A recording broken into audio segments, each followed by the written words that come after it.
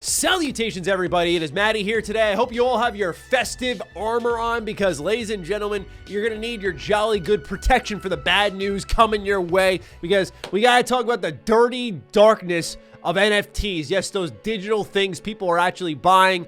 We got to get into it because a timed Xbox exclusive is dabbling in them. And after Phil Spencer's comments on NFTs, it's a pretty interesting disparity here that's ongoing. With that, we also had to talk about a significant Xbox exclusive that was announced at the third-party gameplay showcase, which is now seeing a 1-year delay. We're going to get into that on top of Forza sales, so it's not all bad here, but mostly bad. So if you're new here and you're looking for Xbox news information, consider subscribing. Certainly we do a decent amount of that. But of course, before we talk about any of this awful stuff, we got to get into some good with a word from our sponsor. All right, we're back at it again with the Thrustmaster eSwap X Pro controller. Y'all know how much I love the customization of it, but I talked about its functionality too, with having some buttons on the back, trigger stoppers, as well as the face buttons being mere clicks. I thought to myself, you know what? Seeing is believing, because these are some of the easiest ad reads I ever had to do in my entire life, because it's just a product that really speaks for itself. So I thought, hey, let's fire up Halo Infinite,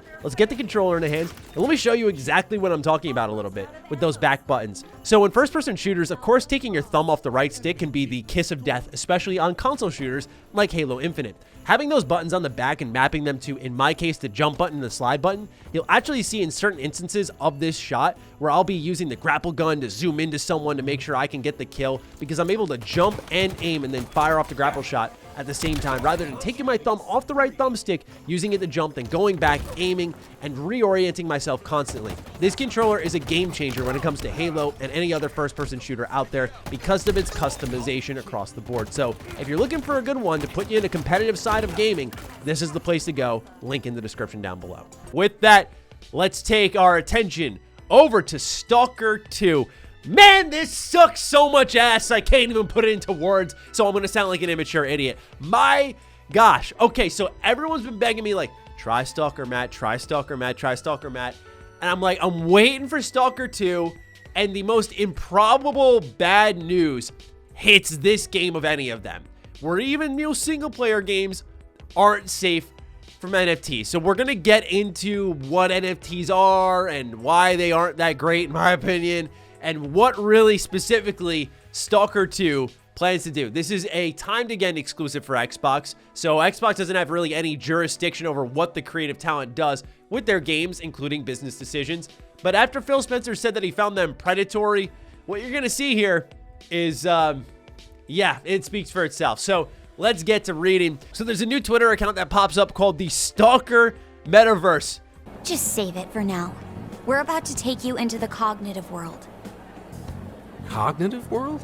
Christ, as a fucking Persona fan, especially as someone who loves Persona 5, I thought the metaverse was this geeky sort of weird alternate universe that only existed in video games, but not in a literal sense. Anyway, the tweet reads, to all hunters, seekers, scavengers, to all the stalkers, time to go deeper into the zone. Like, get hyped, we're about to sell you jack shit. All right, so then it keeps going. Stalker 2's official Twitter account quote tweets it saying, "Welcome to the Stalker Metaverse. Stalker 2 is not a blockchain-based game. It has no influence on gameplay. It's completely optional. There will be free giveaways for community members. All tokens are to be activated before the release." If this is all you have to say, alert to every video game company out there, if this is all you have to say when you announce something, it's probably a bad fucking idea. It's probably really stupid for you to do it. So don't do it if you gotta preface all of your announcements with every single one of these things. It's not this horrible thing you thought of. It's not this awful thing. It's just this thing we want to make a lot of money on. Okay, what I also wanted to include was the PR statement, which was directly emailed to me, because I saw it and I was like, oh, they think this is a great idea. So what are they doing with these NFTs? Let's break all of that down. The email reads, in partnership with Los Angeles-based D-Market, a platform for trading NFTs and technology for metaverse creation, GSC will use blockchain technology to let communities own a piece of Stalker 2. The rights to certain unique items will belong to players, and it's the first time ever for a AAA video game. Considering the global trends in gaming, we do more than just offer an immersive game experience. Our players can get a deeper presence in the game, and we'll give them this opportunity by presenting the first AAA game with a unique meta experience. Heaven forbid we just make the fucking game. Heaven forbid we think of new creative ideas in-game. It's like this exploitive monetization that's gonna be what increases your immersive experience. We're not gonna try to find a bigger budget and do cool new things. It's this. This is your next step. This is the clear next step for AAA gaming, right? This is how it has to go. Beginning in December 2021, users may register for item drops that will evolve into new gaming features built on top of Stalker 2. The first drop will take place via an auction and is scheduled for January 2022. As part of the drop series, the first ever metahuman will be released and exposed to hundreds of millions of gamers worldwide. In-game, the metahuman will appear as an NPC or a non-playable character. The face of the real owner will be recreated in the game by using photogrammetry technology, resulting in the highest possible level of realism. The second drop will follow in February with the highly secretive Genesis packs. The next drops will be announced on Twitter and Discord. So get this, after all that, you're like, it certainly doesn't get worse. Certainly they don't try to make this positive. There has been zero positive reception to this, no hyperbole. What does Stalker do? What does GSC Game World do? They double down. They go, none of our NFTs will be prohibitive or necessary for gameplay, nor will they add any benefit to gameplay. Our initiative is solely focused on facilitating the modding culture that has prevailed in the Stalker series for over the last 13 years. Oh my God. Oh my God. Okay, so the Stalker community are a bunch of modding freaks, like on the level of Bethesda Game Studios. And I just look at it and I'm like, if Bethesda did this with Skyrim, and they're like, we're helping our modding community. Bullshit. Cut it out. Stop. NFTs suck. You're literally paying for the digital rights to a object that's not tangible. Like this iPad I use for all my show notes. Like I bought it. I physically own it. It is a thing I own. We've learned a lot of times on the internet, like digital rights mean jack shit. And they're selling you the digital rights to stuff. It's messy. It's gross. They're literally selling you nothing. Not only that, but it's fucking terrible for the environment. It's terrible. So what are we doing here? Is this really the block in the road? And guess what? Ubisoft is the ones who kicked down the floodgates. We're doing it first. Ubisoft's the first on fucking everything from Stadia to NFTs. They just love to be on absolutely everything right out the gate. And this is no difference here. And now we're seeing a lot more come. And it's sad because honestly, here's what I see with the AAA space. Outside of the three major publishers, Xbox, PlayStation, Nintendo, and any company that has some sense of morals, this is going to be the new wave. I can just feel it now. They're going to keep trying. They're going to try to be the difference maker, the one who gets the acceptance of people to buy NFTs. I already know this is going to be a thing for a while. And it's annoying because like microtransactions, I hesitantly bent the knee at a little bit. Like I was like, okay, cosmetics, we're talking live service games. Games have evolved, how they're made, how they're developed. Like, okay, this is going to be a necessary evil for a lot of us. But now we could at least say like service games are for multiplayer. If I want my pure gaming experience, I'll go to the single player hardcore gamer realm. And then you see something like this and you're like, man, a single player post-apocalyptic style RPG, really? Why? And the question I asked GSC is, why do you do this when your game was rolling, man? Like it was gaining so much steam. There were going to be so many people excited. And for this like 0.05% of people who give a shit, that's who you're going for. Because you see the mega financial potential. This has nothing to do with gamers. And the reason I'm incensed by this is because to me, what this says for a lot of companies, they don't give a fuck about you. They don't. They don't give a single shit. They never did, right? They never did. It's all about PR. It's all about how they speak to you. But some companies at least cared enough to hide it. And all I'm saying is not every single dollar you own, not every single penny you earn is good money, okay? Let me talk transparently for a sec. I get lots of sponsorship offers, some of them in the tens of thousands to play a stupid-ass mobile game. I could be sitting here on a lot more cash than I actually am, and I don't give a shit. Because I don't want that dirty money, right? I'm not saying to put myself on a soapbox. I'm not perfect. I'm not trying to act like I'm the most sensible businessman. I think I make pretty educated decisions. But look, not every single dollar you get is good money. Sometimes your morals have to kick in and you can turn down the big bag and make your money elsewhere, okay? So, I don't know. This one does not sit with me well. I don't like where it's heading. I don't like how quickly it's sort of come into our industry.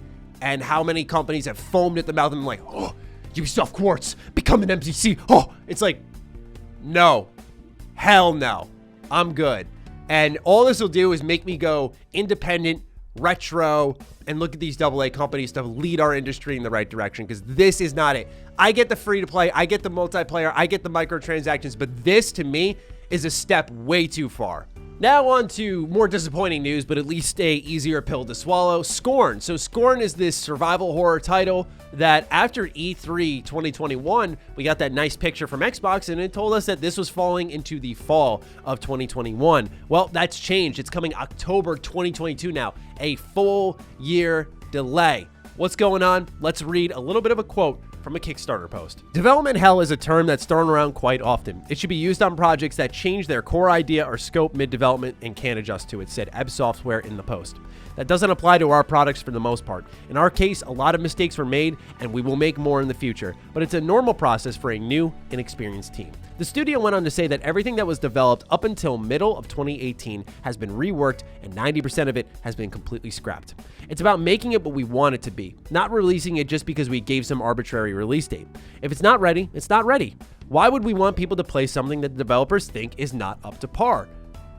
Hey, couldn't have said it better myself. This is actually kind of refreshing to see, because it's always my mindset when a game isn't delayed and it releases is like, if they're not comfortable with it, then why would they drop it? But that's because a lot of game developers have publishers overhead that are really hawking over them, saying like, hey, Q3 is up. We need something to boost our earnings. You got to drop that game right now. I don't care if it's not ready. We need something to boost our earnings. They force it out the door. They don't get the delay that they needed.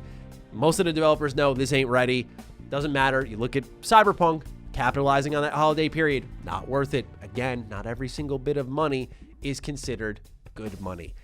So to me, I think this is good to see. I think it could be another example with Halo Infinite speaking for itself, and now someone more independent working directly with Xbox. I know that they're mostly responsible for themselves, but I do think Xbox working with them, optically speaking, can showcase that, hey, you work with us, we'll give you the time we need to make the game the best it possibly can be. I thought Scorn looked a little slow, sluggish, janky, off, phallic even, so I'm not crazy excited for this one, but giving it an extra year definitely screams to me that some of the issues I may have can be adjusted, because it wasn't the atmosphere, it wasn't the presentation of it all. It seemed kind of interesting. It was the gameplay, or really lack thereof, that was throwing me off. So I'm hoping this doesn't turn into another medium where it seems like Xbox is kind of knocking on the door of a cool horror style game, and then it ends up not being anything interesting. But still, cool to see a big delay here, just because, as per usual with these delays, there's plenty of other games to play. And even in the case of, I'm going to bring it back up, the NFTs on Stalker 2, a lot of people are going to say, there's so much else to play. I don't need to play your stuff. So let's just stop engaging in self-harm, shall we? All right, so that's the news on Scorn. We got one more here that I thought was really interesting, because we saw Forza Horizon 5's sales come out. And this is a particularly interesting metric because we don't really see Xbox games chart in the top sales. And not only that, but with Game Pass being this killer of game sales, I thought, well, let's see where the biggest Xbox Game Studios game ever has ranked in sales. How many people downloaded through Game Pass? How many people paid for it? We don't have exact numbers, but a placement in the charts can give us a pretty good idea. So these numbers are for November 2021. It's the top 20 games for physical and full digital games on the Nintendo eShop, PlayStation, Steam, Xbox platforms for publishers in the digital leader panel. The reason that this is important is because, number one, it accounts for people who say bought in the US the digital early access program for Forza Horizon, which we know many people did. At least about 1 million or so did, because it was hitting over 1 million players before the game ever even launched. So we knew it was around there, but now we look at the charts and we see the top 5 are Call of Duty Vanguard, Battlefield 2042, Pokemon Brilliant Diamond, and Shining Pearl. And there it is, Forza Horizon 5 at number 4, followed up by Madden NFL 22, and then a ton of other games that have released. And shout out to my homie Shin Megami Tensei 5, all the way at the bottom at number 16. Someone's got to put some respect on Atlas here in the West. This sucks, but apparently that was a good new US record for Atlas, so I'm sure they're pretty happy with their sales here for SMT5, and it's good to see it moving up the charts. But that's an amazing game if you're looking for a hardcore RPG, play it. But anyway, so Forza Horizon 5, top 4, not too surprising what it's fallen behind in a number of ways, but to me, I kind of expected with the narrative that's being pushed for Call of Duty, like this is a down year, it's doing bad, low player counts historically, the game really isn't that good, it was very buggy, I had zero interest in it, it hit the wrong era, like people are off COD this year. I thought that would be a little bit lower. I'm surprised Battlefield, with what's occurred with the beta and people having access to the trial for Xbox, 10 hours of the game, that this sold as well as it did, but Battlefield did really well in the top 2. Pokemon being in 3, I actually thought this would be higher. I thought this would be the leader for the month, followed by something like, I'd imagine, Battlefield, and then Forza. So I did feel Forza was going to be one spot higher, at least in the top 3. But this speaks to, again, that people are still buying the games, which people say is not happening, and they're buying it enough where it's charting relatively high. I think the more telling number of continued purchases as more people hear about this game will actually be December in a way. Of course, it's going to be that big burst out of the gate, but what's the staying power? How many month over months can we see Forza appearing in the sales charts when they already have the game on Game Pass? How many people are willing to commit? That's what's also going to be really interesting, but this is still an encouraging sign out the gate. And next month, also I got to add in, will be interesting because you got Halo Infinite on top of this one here with Forza Horizon 5. But still, looks like the game's doing really well. We could already tell that when it passed 10 million players alone, but it looks like a good chunk of people are buying the game and not just downloading it. Really good sign for Xbox moving forward, as people always claim that people aren't buying games because of Game Pass, but they are. And mind you, why wouldn't they? The games are discounted by 10%. Sometimes that leads to like a $2 discount, but in the case of Forza, a $60 game, a $6 discount. Not too bad. So anyway, ladies and gentlemen, that's all the news I got for you today. Apologies, it was a little bit ranty, but you know me, gaming purist right here. Can't stand any monetization influence in my games. Certainly not my single player games. So had to get a little bit feisty for that one. Looking forward to seeing your thoughts on all of this in the comments down below. So please do fire away. Other than that, follow me on Twitter, follow me on Instagram. Those links are in the description down below. And a big thank you to all the patrons, all the members who continue to support the hell out of the content here. Stay sexy, stay active. I love you all. Peace.